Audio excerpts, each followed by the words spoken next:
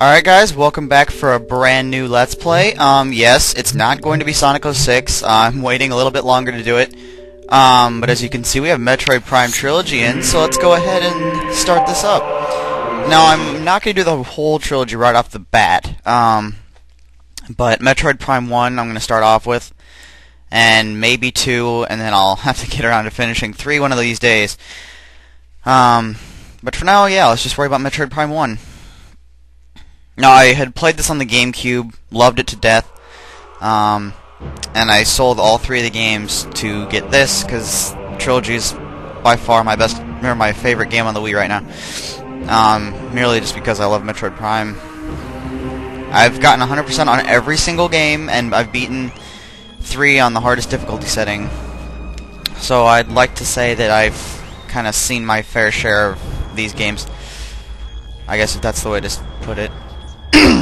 Yeah, let's just watch this little opening thingy. That's not. Haha, I changed my mind. God, I hate that stupid nunchuck is required thing. Alright, let's create a new slot. Let's use a funky me. Whoops, no. Okay, the chief from Elite Beat Agents will have to do. Because that's what I just accidentally picked. Huh, okay.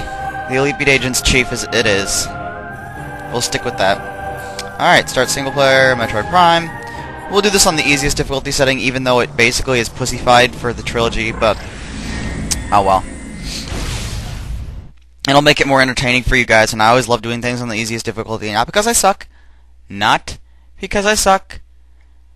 because, basically, I hate dying. It pisses me off to no end, and I really don't want to have to worry about dying, so there you go.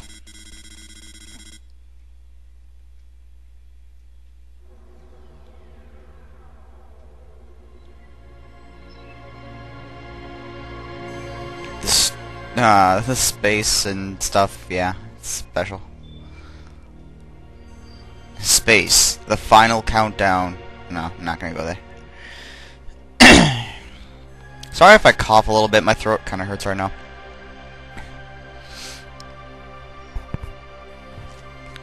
But yet I'm still recording, so, yeah.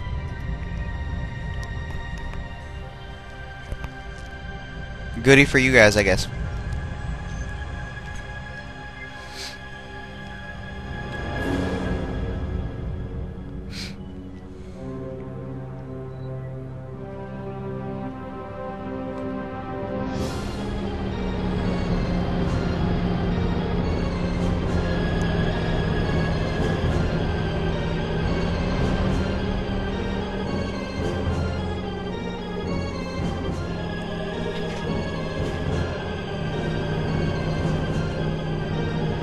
And here we have Samus's ship.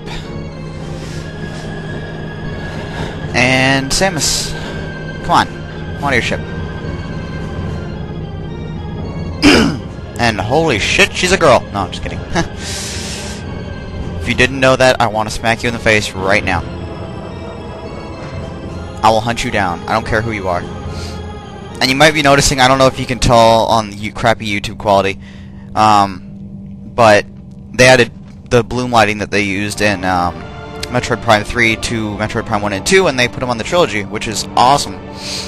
You can really only tell with Samus, but nah. Screw locking into the individual ones. We'll just actually let me make sure. Hold on. Where's the options in this one? 2? Yeah. Okay. Options. I need to make sure it's on advanced. Yep, advanced. Wait, okay. There we go. Advanced is like the only way to play this. I mean, like, otherwise it's just like not responsive at all. Okay, wonderful. Yeah, that was the scan visor. You can use it to, I don't know, scan things? Yeah. Yeah, let's not even lock onto them individually. This is so much better than the GameCube version, because the GameCube version you couldn't really move around that easily. But yeah, we're on the Space Pirate Frigate. Frigate. But yeah. Let's see what's inside. And I'm not going to be going for 100% in this game, so don't... If I miss, like, where there is an energy tank or something... I'll probably get all the energy tanks, or at least most of them. But don't bug me like with comments like saying, "Oh, you missed a missile expansion back there," or "Oh my God, you're so stupid. Why didn't you get that energy tank?" Well, too bad. I'm not gonna get everything because you don't really need everything, unless you're a total wuss and suck at this game completely. Yeah, these space pirates don't really present much of a threat right now because they're kind of like pretty much dead. Charge beam, boom.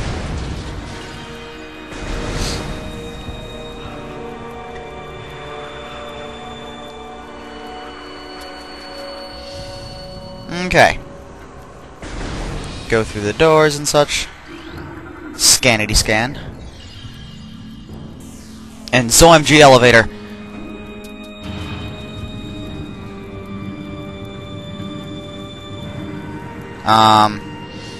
Yeah, go out this general direction. Yep, but ah, crap. Stupid lighting. Ooh. Big tank thing. Ooh, I can scan that. Lovely. Interesting. I'm sure we won't see that thing later. It's too scary. They wouldn't give anything like that to us at the beginning of the game. Of course not. What am I talking about? Going through more hallways. I don't care about missiles. Oh yeah, that's one thing you could do in this game that they took out of every other Metroid Prime game is, some people might know it as missile canceling. Basically whenever you fire a missile, it plays that animation of Samus's gun opening up. And if you hit A, to shoot your regular beam, it closes her gun back up. And you can use that to your advantage. You can just keep opening your gun up and closing it to fire missiles faster than you usually would. Like, for example, here I'll waste a couple missiles after I kill him. So, like, this is normal missile firing speed. But with missile canceling, it's like this. So, yeah, a lot faster. And most people that have played this game that I've talked to knew about it, but it does kind of come in handy, especially on, like, veteran, and I haven't actually done hyper mode on this game yet, so it's not all that helpful on this difficulty, seeing as most things die in one missile anyway.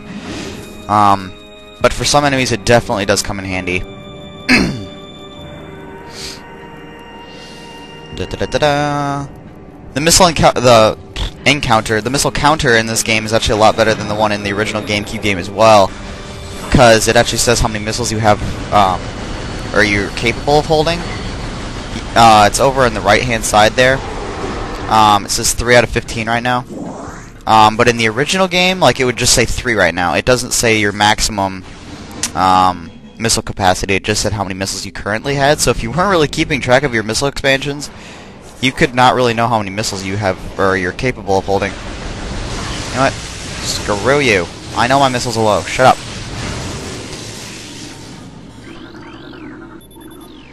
Okay, before we do that, let's save, even though we don't really need to. If you're not gonna stop playing for a while, the only reason really to save is if you're worried about dying, or if you need to heal, because the save stations automatically heal you, which is an awesome part of these games. All Metroid games, actually, because I think every single Metroid game save stations have done that. Except for, you know, Metroid 1, and I think Metroid 2, because they didn't have save stations. I never finished Metroid 2, because I hated it. So, what? Right, really? I was walking through it, and the door closed on me. What the hell? Bastard. Alrighty, go through the door. There we go. Huh, a giant tube. We saw a giant tube before with a creature in it. I didn't think we'd see it again. Hope we don't see it now. That'd be scary. Wait, what? That's the thing we saw in the tube earlier. No! Well, like a smaller version of it, I guess. We saw a dead one earlier, too. I'm so good at foreshadowing. Alright, you're definitely going to want to scan it first, because it's going to reveal its weak point as its mouth. so then you can shoot it or lock onto its mouth instead of its body, which does a lot more damage to it. And I don't really care if it hits me. After this, just missile cancel it. Until I run out of missiles, that's cool. And it's almost dead already. Yeah, you might recognize this thing from Brawl if you haven't played this game before. This song was also in Brawl, I think, if I recall correctly. Well, it's dead now, and they added the metal things that they had in Metroid Prime 3 to Metroid Prime 1 and 2 as well. So we got one for beating the Parasite Queen, who is piss easy, but oh well.